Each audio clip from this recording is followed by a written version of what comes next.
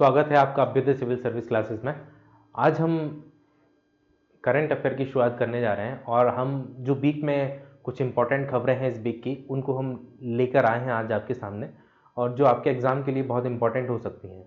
तो ये हमारा प्लेटफॉर्म है अभ्युदय सिविल सर्विस, है ना, जहां हम सर मिनिमम कंटेंट की बात करते हैं, क्योंकि सिविल सर्विस की एग्जाम की जो यात्रा है वो लंबी होती है। ऑथेंटिक कंटेंट की बात करते हैं और आपको एक थिंकिंग क्रिएचर के रूप में डेवलप करने का हमारा विजन है, जो हमने यहाँ मेंशन किया है। क्योंकि पढ़ने के साथ हम आपको एक दृष्टिकोण भी प्रोवाइड कराना चाहते हैं, ताकि आप पढ़े हुए को बेहतर तरीके से रिप्रेजेंट भी कर पाएँ एग्जाम में और बहुत अच्छे मार्क्स गेन कर पाएँ। हमारी कोशिश होती है कि हम जो टॉपिक आपको पढ़ा रहे हैं उस टॉपिक को जितना कॉम्प्रिहेंसिव हो सके पढ़ा सकें, और आपको उसमें एक बेहतर मल्टी डायमेंशन में सोचने वाले व्यक्ति के तौर पर निर्मित कर सकें, ताकि आप कम पढ़े हुए मटेरियल में बेहतर परफॉर्म कर पाएँ। हम चालू करते हैं आज हमारा जो करंट अफेयर का, हम जो मैंने आपको बताया कि डिस्कशन करने जा रहे हैं, तो उसका जो टॉपिक है उसको शुरू करते हैं, पहला टॉपिक, और जिसमें हम आपके साथ कुछ चर्चाएं करेंगे। एक सेकंड में उसको, जिसमें हम आपके साथ कुछ टॉपिक है, कुछ इंपॉर्टेंट टॉपिक है जिनके बारे में हम आपसे डिस्कस करेंगे, है ना। तो पहला टॉपिक क्या है? ठीक है ना। तो पहला टॉपिक आप देखेंगे, तो पहला टॉपिक हम शुरू करते हैं डायरेक्ट। प्रधानमंत्री ने उच्च उपज देने वाली जलवायु अनुकूल और बायो फोर्टिफाइड फसलों की 109 किस्में जारी की है। किसने? प्राइम मिनिस्टर ऑफ इंडिया, है ना। प्रधानमंत्री ने उच्च उपज देने वाली और जलवायु अनुकूल बायो फोर्टिफाइड क्या होता है? एक शब्द मिल गया यहां पे कि 109 किस्मों को जारी किया। एक खबर है, ठीक है। अब एक खबर है, अब खबर से सवाल कैसे बनते हैं इस चीज को भी मैं आपको बताऊंगा। ये तो खबर हो गई, इससे सवाल कैसे बनेंगे इन चीजों को देखेंगे। तो पहली चीज तो आपको यह पता होना चाहिए कि ये जो 109 किस्में हैं ये बनाई किसने, किसने इसको विकसित किया। तो पहला सवाल तो ये बन सकता है कि किस्मों को किसने बनाया। तो आपको याद रखना है कि भारतीय कृषि अनुसंधान परिषद, ICAR, Indian council of agriculture research द्वारा इनको विकसित किया गया है। आप मुझे बताइएगा कमेंट सेक्शन में कि इसका मुख्यालय कहां पर है आईसीएआर का। दूसरा यहां एक पॉइंट मेंशन है, इन फसलों को लैब टू लैंड कार्यक्रम, एक कार्यक्रम है भारत सरकार का, लैब टू लैंड। लैब मतलब लेबोरेटरी, जहां पर प्रशिक्षण के द्वारा, जहां पर एक्सपेरिमेंट के द्वारा, प्रयोगों के द्वारा नई किस्मों का विकास किया जाता है और उनको फिर जमीन में उगाया जाता है। तो लैब टू लैंड कार्यक्रम के अंतर्गत 109 नई किस्में बनाई गई हैं, बायो फोर्टिफाइड किस्म की किस्में बनाई गई हैं, जिनको आईसीएआर ने विकसित किया है। फिर यहां थोड़ी सी जानकारी है, आईसीएआर एक फसल सुधार कार्यक्रम चला रहा है। इसका उद्देश्य व्यापक अनुकूलन क्षमता और उच्च उपज देने वाली नई किस्मों और संकर किस्मों का विकास करना है। तो आईसीआर एक कार्यक्रम चला रहा है, फसल सुधार कार्यक्रम चला रहा है ना। उसी का नाम है लैब टू लैंड। आईसीआर का कार्यक्रम है, लैब टू लैंड कार्यक्रम है ना। इसका क्या उद्देश्य है? इसका उद्देश्य है व्यापक अनुकूलन क्षमता। अनुकूलन क्षमता का मतलब होता है कि वो जो फसल है वो जिस क्लाइमेट में लग रही है उस क्लाइमेट के अनुकूल वहां उगने की क्षमता अपने अंदर विकसित कर ले, है ना। अनुकूलन क्षमता एडोप्टेशन कैपेबिलिटी बोलते हैं। और जो उसकी उपज है वो ज्यादा हो, मतलब एक बीज, जैसे आप अभी सामान्य बीज उगाते हैं, मान लीजिए जैसे आप मूंग का बीज अगर लगाते हैं खेत में, तो सामान्यतः 1 एकड़ की फसल जो है वो 1 एकड़ में जब बीज लगाते हैं आप, तो 5 क्विंटल के आसपास निकलता है। तो अब ऐसी किस्मों का विकास करना, जब मूंग की फसल आप बोए तो उसी खेत में 10 क्विंटल मूंग उत्पादित कर पाए, और वो जो फसल हो वो मौसम के अनुकूल हो, तो थोड़ा बहुत सूखा भी वो सहन कर सके और थोड़ी बहुत बारिश को भी वो सहन करने की क्षमता उसके अंदर हो। तो ऐसी किस्मों के को बनाना है, ठीक है। अब एक शब्द में आया बायो फोर्टिफिकेशन क्या होता है? तो बायो फोर्टिफिकेशन क्या होता है? ये खाद्य फसलों की पोषण गुणवत्ता में सुधार करता है। अब जो भी फसल है, जैसे चावल उगाया आपने, गेहूं उगाया, तो उसकी न्यूट्रिशन वैल्यू को इनरिच करता है, पोषण गुणवत्ता में सुधार करता है। उदाहरण के लिए आयरन और जिंक से भरपूर गेहूं, तो गेहूं में अगर आयरन और जिंक की मात्रा को अगर हम बढ़ा दें तो हम कहेंगे कि वो जो है गेहूं जो है फोर्टिफाइड गेहूं है, वो सामान्य गेहूं नहीं है। इसको करते क्या है, ये पारंपरिक फोर्टिफिकेशन से अलग है। जो फोर्टिफिकेशन की पुरानी पद्धति होगी उससे अलग है ये फोर्टिफिकेशन, बायो फोर्टिफिकेशन।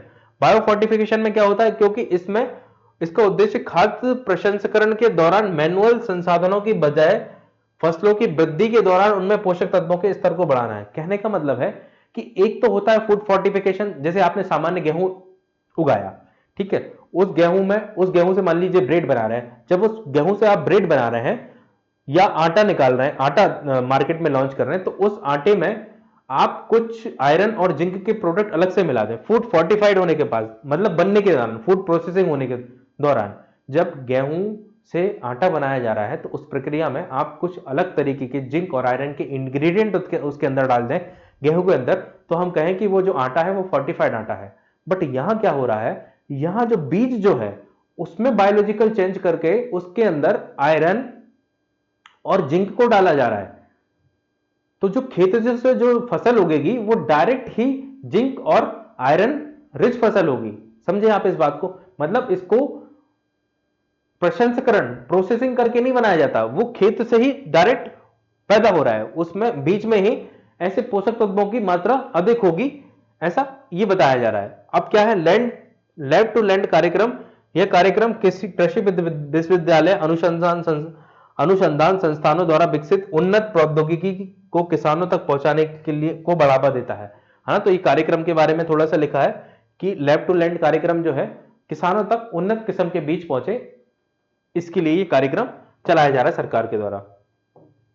अब एक बात है कि भाई फसल सुधार की आखिर आवश्यकता हमें पड़ क्यों रही है, तो कुछ चीजें इनको देख लेते हैं कि फसल सुधार की आवश्यकता हमें पड़ी क्यों, हम क्यों प्रधानमंत्री जी इस तरफ इतनी बात करते हुए हमें दिख रहे हैं इतनी। तो जलवायु परिवर्तन के प्रभाव प्रबंधन के लिए, सीधी सी बात है।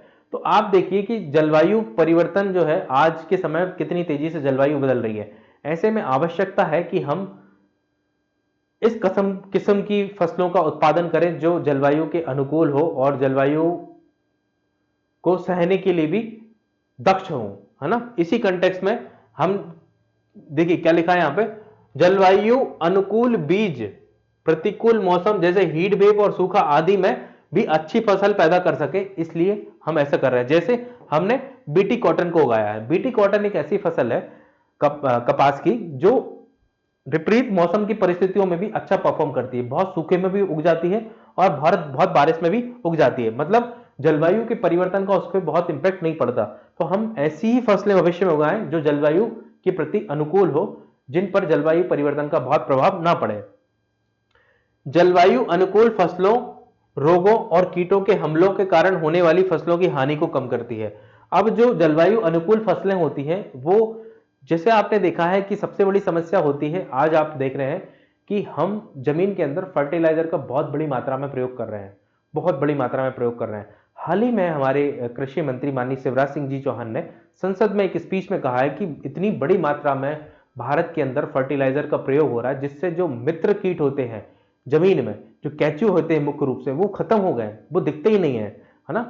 तो ऐसे में आवश्यकता है कि हम कम से कम कीटनाशकों का प्रयोग करें, और ये कब संभव हो पाएगा, जब हम जलवायु अनुकूल फसलों को उगाएंगे। जलवायु अनुकूल फसलें होंगी तो उसमें रोग और बीमारियां भी कम से कम मात्रा में होगी। जब उसमें रोग और बीमारियां कम से कम मात्रा में होगी तो निश्चित तौर पे जो है वो पेस्टिसाइड्स का जो उपयोग है वो कम से कम मात्रा में होगा। तो ये हमेशा हमारे लिए विन विन सिचुएशन होगी हर एंगल से। इसलिए आवश्यक है कि हम जलवायु अनुकूल कृषि पद्धतियों को अपनाएं। एक कारण है कि खाद्य सुरक्षा, एक बहुत बड़ा कारण है कि विश्व आर्थिक मंच ने कहा है कि 2030 तक कृषि उपज में 16% गिरावट आ सकती है। अब कृषि की उपज में अगर 2030 तक 16% गिरावट आ जाएगी, एक तरफ आप देख रहे हैं कि आपकी जनसंख्या की वृद्धि हो रही है, दूसरी तरफ आपकी फसल का ग्राफ गिर रहा है, तो ऐसे में हमें आवश्यकता हो जाएगी कि हम कुछ ऐसी फसलों का विकास करें जो कम जमीन पर भी अधिक उत्पादन कर पाए, ताकि हम जो आने वाली जनसंख्या वृद्धि है उसके अनुकूल या उसकी आवश्यकताओं की पूर्ति के लिए खाद्य उत्पादन कर पाए, है ना। तो एक खाद्य सुरक्षा एक बहुत बड़ा कारण है जिसके कारण हम जो है हमें फसल सुधार की आवश्यकता है। फिर है एक पोषण सुरक्षा। सरकार बार बार इस बात पे फोकस करती है कि हमें जो है खाना ही नहीं देना, फूड ही नहीं देना, लोगों को न्यूट्रिशन फूड देना है, न्यूट्रिशन वैल्यू जिसकी हाई हो वैसा फूड देना है। तो पोषण सुरक्षा के संदर्भ में क्या है, भारत सरकार देश में कुपोषण से मुक्त बनाने के लिए मिड डे मील, पीएम पोषण योजना जैसे कार्यक्रम चला रही है, जिसमें बायो फोर्टिफाइड भोजन को बढ़ावा दे रही है। बायो फोर्टिफाइड भोजन मैंने बताया था कि जिस बीज के अंदर ही हम उस पे संशोधन करके उसमें न्यूट्रिशन वैल्यू को बढ़ा दें। जैसे हमने कहा कि गेहूं में आयरन और जिंक की मात्रा को बढ़ा दें, किसमें, लैब में, फूड के अंदर, मतलब जो बीज बन रहा था ना उसी में हमने बढ़ा दिया। जो खेत से जो गेहूं का बीज निकलेगा, जो गेहूं निकलेगा खेत से, उसमें आयरन और जिंक की मात्रा अधिक होगी, है ना। इसके अलावा ये किफायती भी है क्योंकि बायो फोर्टिफाइड किस्मों की फसल में पोषण युक्त खाद्यान्न तैयार करने पर कोई अतिरिक्त लागत नहीं आती। उदाहरण के लिए विटामिन ए से भरपूर मक्का, बहुत ही शानदार एग्जांपल है ये। मैं आपसे कह रहा था कि एक तरीका होता है किसी फूड को फोर्टिफाई करने के लिए, जैसे मक्का है, कॉर्न बोलते हैं आपको, जिस स्वीट कॉर्न, आप स्वीट कॉर्न खाते हैं। अब आपने जो स्वीट कॉर्न खा रहे हैं वो नॉर्मल स्वीट कॉर्न होता है, ठीक है, उसमें विटामिन ए की मात्रा नहीं होती, ना के बराबर होती है। अब या तो ये किया जा सकता है कि जो स्वीट कॉर्न आप खा रहे हैं उस स्वीट कॉर्न को प्रोसेस करते टाइम उसमें ऐसे कोई इंग्रेडिएंट डाल दें जो आपके अंदर विटामिन ए को ले आए। तो मान लीजिए स्वीट कॉर्न की प्राइस थी 20 रुपए और आपने उसने विटामिन ए ऐड करने के लिए 10 रुपए की कॉस्टिंग और लगा दी, तो जो स्वीट कॉर्न पड़ा आपको वो 30 रुपए का पड़ा। लेकिन हम क्या कर रहे हैं, जो मक्का है, जो मक्के की फसल है, उस फसल के अंदर ही विटामिन ए वाले इंग्रेडिएंट डाल दे रहे हैं। तो जो हमें फूड मिलने वाला है, जो मक्का मिलने वाला है, जो जिसको आप स्वीट कॉर्न मिलने वाला है, वो हमें वैसे ही फोर्टिफाइड मिलेगा, रिच मिलेगा, विटामिन ए से भरपूर मिलेगा। तो जो 10 रुपए की कॉस्टिंग अलग से हम उसको प्रोसेस करके उसमें डाल रहे हैं तो उसकी जरूरत ही नहीं है। इसलिए हमने कहा कि इसमें कोई अतिरिक्त लागत नहीं होती, क्योंकि हम फसल को जब लैब में बना रहे होते हैं तभी उसमें फूड फोर्टिफाइड करके, फूड फोर्टिफिकेशन के माध्यम से उसको इनरिच कर देते हैं। किसको, फसल को, उस बीज को, ताकि वो जो फसल है वो ऑलरेडी इनरिच हो। फिर है किसानों की आय में वृद्धि, है ना, एक कारण है किसानों की आय में वृद्धि, जिसके कारण हमें आवश्यकता है किस चीज की, कृषि पद्धति में सुधार की। उच्च उपज देने वाली और जलवायु अनुकूल फसल किसमें किसानों को बेहतर आय प्राप्त करने में योगदान करती है। सिंपल सी बात है, जब उच्च अनुकूलन क्षमता वाली फसलें होगी और उनकी पैदावार अधिक होगी तो निश्चित तौर पे इसका फायदा जो है किसानों को मिलेगा, और जब किसान समृद्ध होगा तो देश समृद्ध होगा, इसमें कोई दो राय नहीं है। इसलिए सरकार इन सब प्रोग्राम पे इतना फोकस करती हुई हमें नजर आ रही है, और आईसीआर इस मामले में बहुत अच्छे से काम करते हुए हमें दिख रहा है। अगला हमारा जो टॉपिक है, नीति आयोग ने प्रधानमंत्री मुद्रा योजना के प्रभाव आकलन पर रिपोर्ट जारी की। नीति आयोग ने, अब ये पहला सवाल यही बन सकता है आपके प्रीलिम्स में कि प्रधानमंत्री मुद्रा योजना के प्रभाव आकलन पर रिपोर्ट किसने जारी करी, तो पहली चीज आपको पता होनी चाहिए कि नीति आयोग ने, ठीक है। ठीक है, अब इस रिपोर्ट में क्या बोला गया, इस रिपोर्ट में सूक्ष्म, लघु और मध्यम उद्योगों एमएसएमई के संदर्भ में प्रधानमंत्री मुद्रा योजना के प्रदर्शन और योगदान का विश्लेषण किया गया है।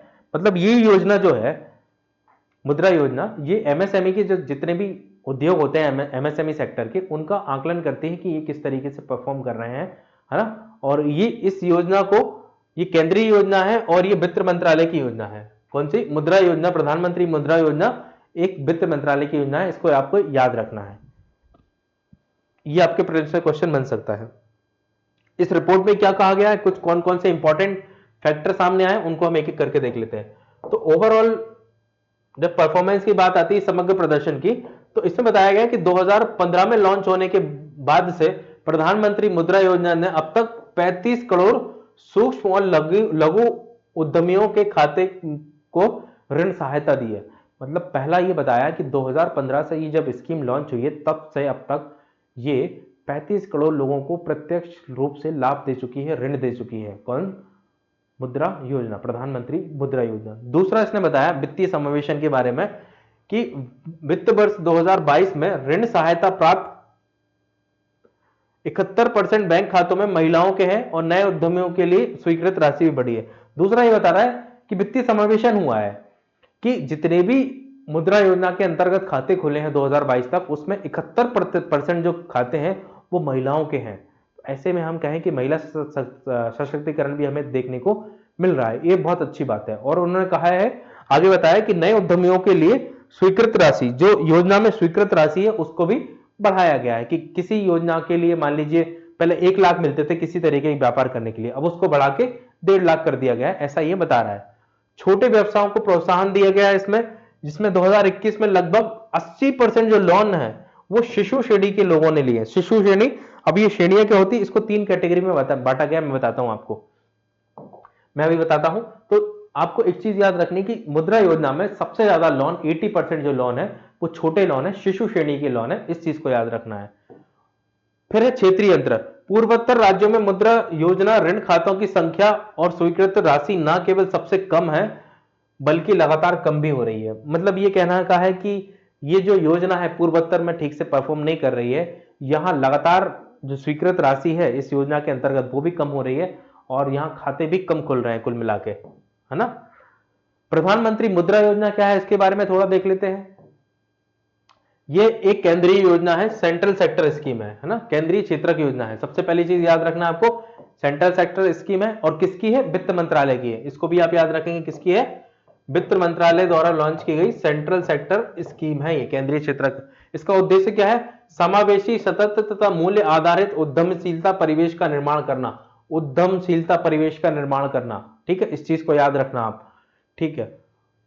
इसमें मुद्रा योजना में ऋण को 3 श्रेणियों में बांटा गया है। जैसे मैं आपको बता रहा था कि 80% जो ऋण है वो शिशु श्रेणी में है। शिशु श्रेणी मतलब जहां 50,000 तक का ऋण दिया जाता है किसी उद्यमी को या किसी कार्य करने वाले व्यक्ति को। दूसरा किशोर ऋण होता है जिसमें 50,000 से लेके 5 लाख तक का ऋण दिया जाता है, जिसको हम किशोर ऋण के नाम से जानते हैं। और तीसरा तरुण ऋण होता है जिसमें 5 लाख से लेके 20 लाख तक का ऋण दिया जाता है। तो इसकी मिनिमम लिमिट तो कुछ नहीं है, लेकिन मैक्सिमम लिमिट कितनी है, मुद्रा योजना में अधिकतम कितने लाख का लोन दिया जा सकता है, 20 लाख का लोन दिया जा सकता है, ठीक है। कितनी श्रेणी में बांटा गया, 3 श्रेणी में बांटा गया है, ठीक है। ये एक चीज हो गई। क्रेडिट गारंटी, तो क्रेडिट गारंटी देनी नहीं पड़ती यहां पे उद्यमियों को, जो ऋण लेने वाले लोग हैं। इसके लिए सक्षम इकाइयों के लिए क्रेडिट गारंटी फंड के माध्यम से सूक्ष्म इकाइयों को दिया जाता है। मतलब कुल मिलाकर क्रेडिट गारंटी की बात कर रहा है कि जो क्रेडिट गारंटी है उसके लिए एक फंड है, वो जो लोग क्रेडिट ले रहे हैं बैंकों से उसकी गारंटी वो फंड लेता है। व्यक्तियों को कोई कोलेटरल के रूप में कोई संपत्ति नहीं रखनी पड़ती है बैंक के सामने, है ना। बैंक डायरेक्ट उनको लोन दे सकती है अगर वो एक बिजनेस प्रपोजल प्रस्तुत करते हैं। तो ये है प्रधानमंत्री मुद्रा योजना। दूसरा है, अगला टॉपिक देखिए क्या है, भारत में महिला एवं पुरुष 2023 रिपोर्ट जारी हुई है। महिला एवं पुरुष 2023 रिपोर्ट जारी हुई है भारत के अंदर। क्या होगा इस रिपोर्ट में, देखिए देखते हैं, बहुत इंपॉर्टेंट न्यूज है। तो इसका 25वां संस्करण है ना, इस वर्ष जारी हुई है। इसको मॉस्पी जो मंत्रालय है, केंद्रीय सांख्यिकी एवं कार्यक्रम मंत्रालय, मॉस्पी के एक wings NSO, national statistical office ने तैयार किया है ना। पहली चीज ये याद रखेंगे, एनएसओ ने इसको तैयार किया है। यह रिपोर्ट महिला एवं पुरुषों की स्थिति पर समग्र तस्वीर पेश करती है, साथ ही जनसंख्या, शिक्षा जैसे व्यापक विषयों पर भी डेटा प्रदान करती है। एक बहुत जरूरी चीज होती है योजनाओं के सफल क्रियान्वयन में कि आपके पास सटीक डेटा हो। तो जब सरकार अपनी योजनाओं का सफल क्रियान्वयन करना चाहती है तो जरूरी है, आवश्यक यह है कि उसके पास सटीक डेटा होना चाहिए लोगों की मतलब टोटल जनसंख्या का, कि कितनी जनसंख्या है, कितने मेल है, कितने फीमेल है, उसमें बच्चे कितने हैं, वृद्ध कितने हैं, शिक्षा का स्तर क्या है उनका, है ना। तो ये जो है रिपोर्ट, ये बहुत सारी चीजें इस मामले में प्रोवाइड करती है, इसलिए ये बहुत आवश्यक हो जाती है। तो रिपोर्ट में क्या कहा गया है, तो रिपोर्ट में जनसंख्या के बारे में यह कहा गया है कि वर्ष 2036 तक भारत की जनसंख्या 152.2 करोड़ हो जाएगी। कब, 2032 तक होने का अनुमान है, और जिसमें 48% महिलाएं होंगी, ठीक है। अब यहां याद रखेंगे आप 2011 की जनगणना के अनुसार भारत की कुल आबादी में 48%, 48.5% महिलाएं थी। मतलब हम कह सकते हैं कि 0.3% जो है महिलाओं की वृद्धि होगी, कब, 2036 तक। मतलब महिलाओं की संख्या बढ़ रही है नेचुरल रूप से, ये कह सकते हैं। मतलब जो पहले जो घटनाएं होती थी महिला के सामने, जिस तरीके से आप देखें कि महिलाओं को बच्चे जब पैदा होती थी उनको भ्रूण में ही मार दिया जाता था, है ना। तो उस तरह की घटनाएं हमें कम होती हुई अब प्रतीत हो रही हैं, ये हमें डेटा बता रहा है। जनगणना के अनुसार भारत की कुल आबादी की 48% है ना। इस तरह महिला आबादी का अनुपात में मामूली वृद्धि का अनुमान है, ये बताया। 2011 में जो लिंग अनुपात है वो 943 था और 2036 में बढ़कर 952 होने की संभावना है। मतलब बहुत बड़ी बात है कि लिंग अनुपात भी जो है बढ़ रहा है। लिंग अनुपात क्या होता है कि 1000 पुरुषों पर 2011 की जनगणना के अनुसार देखें 943 महिलाएं थी, जो कि 2036 में 952 हो जाएंगी। देश की कुल कामकाजी आयु 15 से 59 वर्ष की जो आबादी है 2011-12 में 67% थी, जो बढ़कर 2036 में 64.9% हो जाएगी। लगभग 4% जो है 4.2% जो है कामकाजी व्यक्तियों की भी जनसंख्या बढ़ेगी भारत में 2036 तक। तो हमारे लिए विन विन सिचुएशन है, इसका हमें फायदा उठाना चाहिए। स्वास्थ्य के क्षेत्र में इस रिपोर्ट ने क्या कहा है? तो स्वास्थ्य के क्षेत्र में इस रिपोर्ट ने बताया है कि पुरुष और महिलाओं की जीवन प्रत्याशा लाइफ एक्सपेक्टेंसी 2016 से 20 में पुरुषों की जो थी 68 वर्ष थी और महिलाओं की 71.4 वर्ष थी। जीवन प्रत्याशा मतलब औसत तौर पे भारत के अंदर कोई पुरुष कितने साल जी रहा है, तो वो जी रहा है पुरुष 68.6 साल और महिला कितने साल जी रही है, 71.4 साल। इतने साल तक महिला जीती है, मतलब महिलाएं पुरुषों से ज्यादा जीती है, ये डेटा बता रहा है। ये 16 से 20 तक का बताया इसने। अब कहा है कि 21 से 36 तक जो है जो पुरुष है, अब जो पुरुष है वो 71 वर्ष तक जिएंगे और जो महिला है वो 74.7 वर्ष तक जिएंगे। मतलब महिलाओं और पुरुषों दोनों की आयु में बढ़ोतरी होगी, जीवन प्रत्याशा बढ़ेगी। ठीक है, 2019 से 21 में केवल 8.2% प्रसव ही स्वास्थ्य केंद्र के बाहर यानी घरों में हुए हैं, शेष सभी प्रसव स्वास्थ्य केंद्र में हुए। एक बहुत अच्छा डेटा निकल के आ रहा है कि लोगों का स्वास्थ्य केंद्रों के प्रति रुझान बढ़ रहा है और भरोसा बढ़ रहा है, सरकार के प्रति भरोसा बढ़ रहा है। और जो पुरानी प्रैक्टिस होती थी, जो प्रसव घर पे कराए जाते थे, उसमें बहुत बड़ी ड्रास्टिकली कमी आई है और केवल 8.2% प्रसव ही जो है ना अब घरों में हो रहा है, बाकी जो है इंस्टीट्यूशनल डिलीवरी हो रही है, संस्थागत डिलीवरी हो रही है। तो ये कहे कि ये बहुत पॉजिटिव चेंज हमें देखने को मिलता है। रोजगार के क्षेत्र में क्या बता रहा है? रोजगार के क्षेत्र में यह बता रहा है कि पुरुषों में लेबर फोर्स पार्टिसिपेशन रेट, श्रम बल भागीदारी दर 2017-18 की 75% से बढ़कर 2022-23 में 78% हो गई, मतलब मामूली वृद्धि है। और इसी में महिलाओं की वृद्धि देखें तो 23.3% से बढ़कर 37% हो गई, बहुत जबरदस्त ग्रोथ हुई है। ये जो पॉइंट है आपके मेंस में लिखने के लिए बहुत इंपॉर्टेंट है।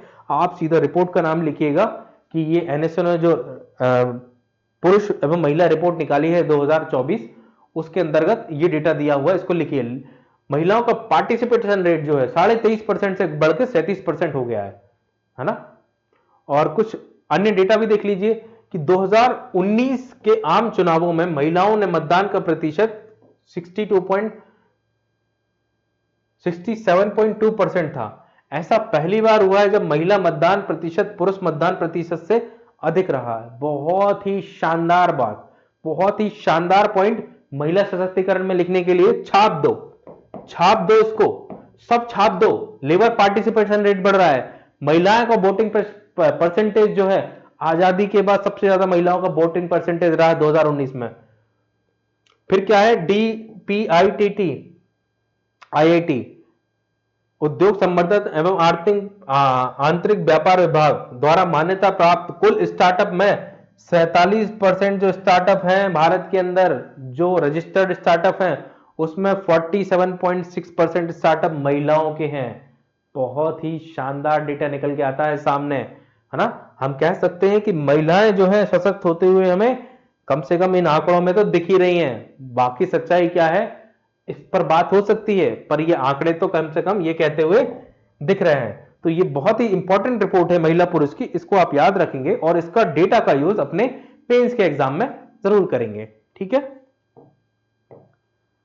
भारतीय न्याय संहिता पे एक नजर डाल लेते हैं। भारतीय न्याय संहिता, ठीक है, आपको पता है कि हाल ही में आईपीसी को बदल के इंडियन पिनल कोड जो था 1861 में जिसको बनाया गया था, उसको बदल के भारतीय न्याय संहिता उसका नाम रखा गया और उसके सारे प्रावधान जो थे लगभग इसमें डाल दिए गए, कुछ प्रावधान को हटाया भी गया है। वही सब बातें यहां लिखी है। देखिए क्या लिखा है, भारतीय न्याय संहिता 2023 ने भारतीय दंड संहिता 1860 को प्रस्तावित किया है।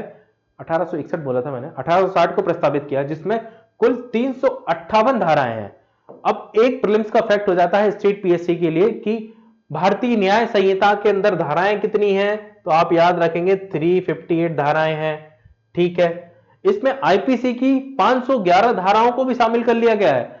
आईपीसी के अधिकांश प्रावधानों को बनाए रखा गया है, नए अपराधों को भी पेश किया गया है, विभिन्न अपराधों के लिए दंड को बढ़ाया गया है।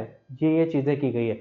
आईपीसी के जो प्रावधान थे उनको भी रखा गया है, कुछ नए अपराधों को भी जोड़ा गया है, और नए अपराधों, जो पुराने अपराध थे उसमें अपराध की जो सीमा है उसको, ये दंड, उसको भी बढ़ाया गया है। कौन कौन से नए अपराध शामिल किए गए हैं एक बार जल्दी से देख लें। विवाह का वादा करना, देखिए भाई साहब, एक चीज, विवाह का वादा करना, अगर कोई व्यक्ति विवाह का वादा करता है किसी महिला से और विवाह नहीं करता है तो निश्चित तौर पे वो दंड होगा। विवाह का वादा करना, एक मिनट, ये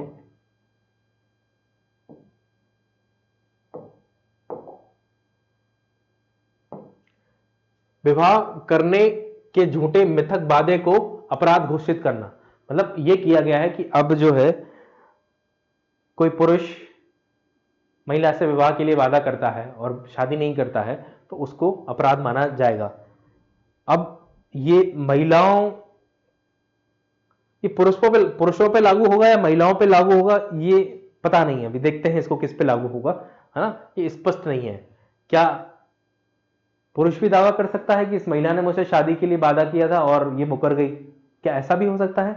या ये जेंडर न्यूट्रल नहीं है, ये महिलाओं को सपोर्ट करता है? इस पर हम देखेंगे, इस पर मैं आपको बताऊंगा थोड़ा स्टडी करके कि ये जेंडर न्यूट्रल है या नहीं। ठीक है, इसको हम देखेंगे। मॉब लिंचिंग और हेट क्राइम के कारण होने वाली हत्याओं से जुड़े अपराधों को सूचीबद्ध किया गया है। मॉब लिंचिंग अभी तक अपराध की, भीड़ जब अपराध करती थी तो उसको अपराध नहीं माना जाता था अभी तक, लेकिन अभी जो है मॉब लिंचिंग को अपराध की श्रेणी में रख दिया गया है नए कानून में। संगठित अपराध और आतंकवाद, अब इसके लिए यूएपीए नाम का एक अलग से कानून होता था। अभी क्या किया है भारतीय न्याय संहिता में, इसको किया गया है, संगठित अपराध और आतंकवाद को कवर किया गया है, जिसमें यूएपीए की तुलना में भारतीय न्याय संहिता में आतंकवाद का वित्त पोषण करना भी शामिल है। मतलब ये बहुत ही ब्रॉड बनाया गया है इसको, किसको, भारतीय न्याय संहिता को। आत्महत्या का प्रयास, अब देखिए आत्महत्या का प्रयास, इसमें खुद की आत्महत्या के बारे में नहीं कह रहा है उस तरीके से, इसमें यह कह रहा है कि किसी भी लोक सेवक को आधिकारिक कर्तव्य का निर्वहन करने से रोकने या मजबूर करने के आशय से आत्महत्या करने के प्रयास को अपराध माना गया है। मतलब आप कोई सिविल सर्वेंट है, उसको आप धमका नहीं सकते, आप उसको धमका के ये नहीं कह सकते कि आपने अगर ऐसा काम नहीं किया, मेरा काम नहीं किया तो मैं आत्मदाह कर लूंगा, और आप ऐसा करते हुए प्रतीत होते हैं तो उसको अपराध माना जाएगा। तो क्या आमरण अनशन भी श्रेणी में आएगा? ये विवाद का विषय हो सकता है कि आप सरकार को किसी कार्य को करने के लिए फोर्स कर रहे हैं, तो कहीं ना कहीं आप प्रशासनिक मशीनरी को फोर्स कर रहे हैं, और इसमें लिखा है कि ऐसा करना एक अपराध की श्रेणी में आएगा, है ना। देखिए विलोपन, कुछ चीजों को हटा दिया गया। अब देख ले कौन कौन सी चीजें हैं जिनको हटा दिया गया। तो धारा 377 आईपीसी की धारा थी जिसको सुप्रीम कोर्ट ने ऑलरेडी हटा ही दिया था, तो इसको औपचारिक तौर पर इन्होंने भी यहां से हटा दिया है ना। ठीक है, दूसरा व्यभिचार, शीर्ष न्यायालय ने अपने फैसले के अनुरूप व्यभिचार को भी अपराध से हटा दिया है। व्यभिचार, इसको भी हटाया। ठग, जो आईपीसी की धारा 310 में होता था उसको पूरी तरीके से हटा दिया गया है। लैंगिक तटस्थता, बच्चों से संबंधित कुछ कानूनों को लैंगिक तटस्थता लाने के लिए संशोधित किया गया है ना, कि कुछ कानून थे जो जेंडर न्यूट्रल नहीं थे, उनको जेंडर न्यूट्रल बनाने के लिए कुछ संशोधन इसमें किए गए हैं। इसके अलावा और क्या किया गया है, कुछ अन्य संशोधन में देखो, फेक न्यूज, देखिए बहुत इंपॉर्टेंट चीज है फेक न्यूज। फेक न्यूज जैसी चीजें बड़े बड़े विवाद खड़े करवा देती है, और आज मैं समझता हूं कि 80% से जो ऊपर जो विवाद है वो ग्राउंड पे है ही नहीं, वो फेक न्यूज और नैरेटिव के विवाद हैं। फेक न्यूज, झूठी खबर को फैलाना, इसको अपराध माना गया। राजद्रोह, जो आईपीसी की धारा 124 ए के अंतर्गत राजद्रोह था, उसको देशद्रोह नाम दिया गया है। ठीक है, तो ये स्टेट पीएससी पूछ सकता है कि बीएनएस में, भारतीय न्याय संहिता में, राजद्रोह को किस नाम से परिवर्तित किया गया है? देशद्रोह के नाम से। न्यूनतम सजा, कई प्रावधानों में अनिवार्य न्यूनतम सजा निर्धारित की गई है जो न्यायिक विवेक के दायरे को सीमित करती है। तो अब बताया गया कि कुछ किसी प्रकार के अपराध आप करेंगे तो कम से कम आपको इतनी सजा तो मिलेगी। जो पहले विवेक था जज साहब का, जज साहब चाहें तो उसको न्यूनतम सजा दे सकते थे, लेकिन अब निर्धारित कर दी गई है कि इस मामले में इतनी न्यूनतम सजा मिलेगी ही। फिर क्या है? सार्वजनिक संपत्ति को नुकसान पहुंचाना, तो अनुपातिक या श्रेणीबद्ध जुर्माना लगाना, अर्थात क्षति की मात्रा के अनुपात में जुर्माना लगाना। मतलब यह कहा गया है इसमें कि अगर कोई व्यक्ति सरकारी संपत्ति को नुकसान पहुंचाता है तो उसको जितना उसने नुकसान पहुंचाया है उसी संदर्भ में उसके ऊपर कार्रवाई की जाएगी, उतना ही उससे जुर्माना उसके ऊपर लगाया जाएगा। तो अनुपातिक या श्रेणीबद्ध जुर्माना लगाना है ना, अर्थात जितनी क्षति की मात्रा है उसी के अनुपात में जुर्माना। अगर उसने सरकार की 1 करोड़ की संपत्ति का नुकसान किया है तो उस पर 1 करोड़ रुपए की पेनाल्टी लगाई जाएगी। लापरवाही से मौत, अब लापरवाही से मौत की सजा को 2 वर्ष से बढ़ाकर 5 वर्ष कर दिया गया, लेकिन इसमें डॉक्टरों को रिलैक्सेशन दी गई है। डॉक्टरों के द्वारा अगर लापरवाही से किसी की मृत्यु हो जाती है तो उसकी जो सजा है वो 2 वर्ष ही रहेगी, वो 5 वर्ष नहीं होगी। बाकी लापरवाही से और कोई मृत्यु कर देता है तो उसकी सजा 5 साल तक हो सकती है। ठीक है, तो ये कुछ इंपॉर्टेंट चीजें थी भारतीय न्याय संहिता से रिलेटेड, है ना। एक और देखते हैं हम। ठीक है, 2 खबरें और हैं, 2 इंपॉर्टेंट खबरें हैं, इनको और देख लेते हैं। हाँ, यहां तक हो गया हमारा, है ना। तवा जलाशय बना मध्य प्रदेश का 5वां रामसर स्थल। मध्य प्रदेश में ऐसे 85 जो है, भारत में 85 रामसर स्थल हो गए हैं। आपको पता है कि 3 नए रामसर स्थल अभी हाल ही में जोड़े गए। मध्य प्रदेश का ये 5वां रामसर साइट बन गया है, इसको आपको याद रखना है ना। इसकी विशेषता देखिए कि 20,000 हेक्टेयर में फैला है, नर्मदापुरम जिले में स्थित है। ये मध्य प्रदेश पीएससी के लिए इंपॉर्टेंट फैक्ट हो जाता है। और इस जलाशय में बाघ, हिरण, बाइसन समेत हजारों वन्यजीव रहते हैं। ठीक है, ये लाखों प्रवासियों पक्षियों के लिए आश्रय स्थल ही है। तवा जलाशय में 1400 प्रजाति के पेड़ पौधे हैं। कितने? 1400 प्रजाति के पेड़ पौधे। इसके अलावा 26 ऐसी प्रजातियां हैं जो हिमालयन रेंज में मिलती हैं। बहुत इंपॉर्टेंट चीज है, मतलब तवा जलाशय में कुछ ऐसी प्रजातियां भी पाई जाती हैं जो मोस्टली हिमालयन रेंज में मिलती हैं। कितनी? 26। तो कहें कि ये बायोडायवर्सिटी से रिच एरिया है और यहां 52 प्रकार के वन्य जीवों को आश्रय मिलता है। ठीक है, ये है इसकी विशेषता। मध्य प्रदेश में कौन तवा जलाशय के अलावा कौन से रामसर स्थल हैं वो और देख लेते हैं। मध्य प्रदेश में भोजताल झील है भोपाल में, जो 19 अगस्त 2002 को बनाई गई। फिर सिरपुर झील इंदौर में 7 जनवरी 2022।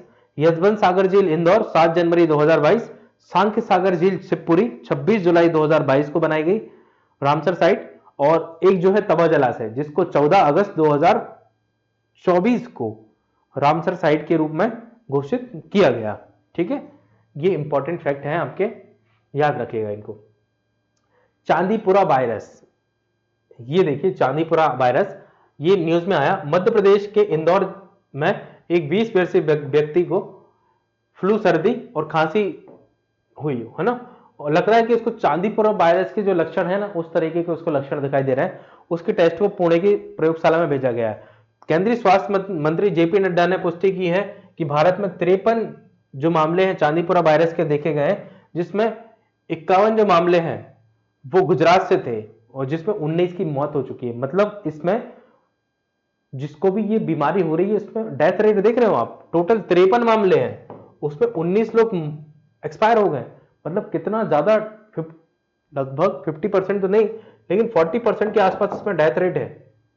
40% लोगों जो है इसमें मर जाते हैं अगर ये बीमारी होती है, तो इसका डेथ रेट बहुत ज्यादा है। इसको आप ऐसे समझ सकते हैं कि कोरोना का डेथ रेट जो था वो 0.01% के आसपास था। इसका डेथ रेट आप देख रहे हैं लगभग 40% डेथ रेट है। मतलब बहुत ही खतरनाक किस्म का ये वायरस है। इसकी उत्पत्ति कैसे हुई? चांदीपुरा वायरस की पहचान सबसे पहले 1965 में महाराष्ट्र में हुई, चांदीपुरा गांव में हुई थी, इसलिए इसका नाम क्या है? चांदीपुरा वायरस। संचरण कैसे होता है? ये वायरस के रूप में सैंड फ्लाई, विशेष रूप से प्लेबेटोमस प्रजाति द्वारा फैलाया जाता है। इसका संचरण का माध्यम है। भौगोलिक वितरण कहां कहां ये पाया गया चांदीपुरा वायरस? तो हालांकि शुरुआत में भारत में रिपोर्ट किया गया था, लेकिन बाद में पता चला कि नेपाल और बांग्लादेश में भी ये चांदीपुरा वायरस फैल रहा है, इसमें इसके कुछ रोगी पाए गए हैं। लक्षण क्या है? किसी व्यक्ति को चांदीपुरा वायरस हो गया है, कैसे पता चलता है?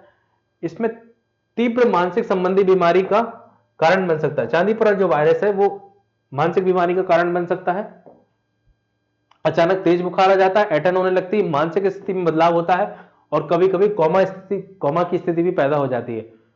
और मुख्य रूप से ये बच्चों को प्रभावित करता है। ये बहुत इंपॉर्टेंट चीज है, ये बच्चों को प्रभावित करता है। प्रकोप मध्य एवं पश्चिमी भारत में, आपको मैंने बताया कि गुजरात में ही 51 मामले मिले हैं और मध्य प्रदेश का जो इंदौर है वो भी कहीं ना कहीं पश्चिम में ही आता है। आप भारत को देखेंगे ना, इस बेल्ट में जो है इसके प्रकोप देखने को मिल रहे हैं हमें, है ना। और जो मृत्यु दर है इसमें बच्चों की मृत्यु दर काफी ज्यादा है, क्योंकि बच्चों की इम्यूनिटी जो है वो थोड़ी सी वीक होती है एडल्ट की तुलना में।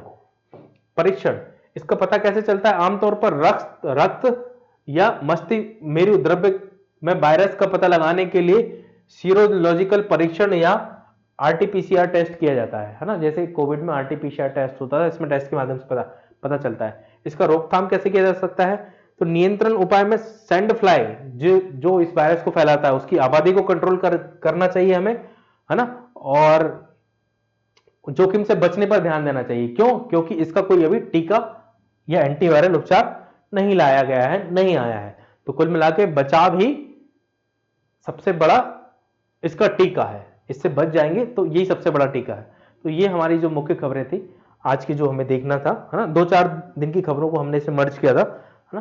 तो इस तरीके से हम मिलते हैं कल की क्लास में और कुछ नई खबरों के साथ हम आपके साथ शामिल होंगे। Thank you so much for discussion.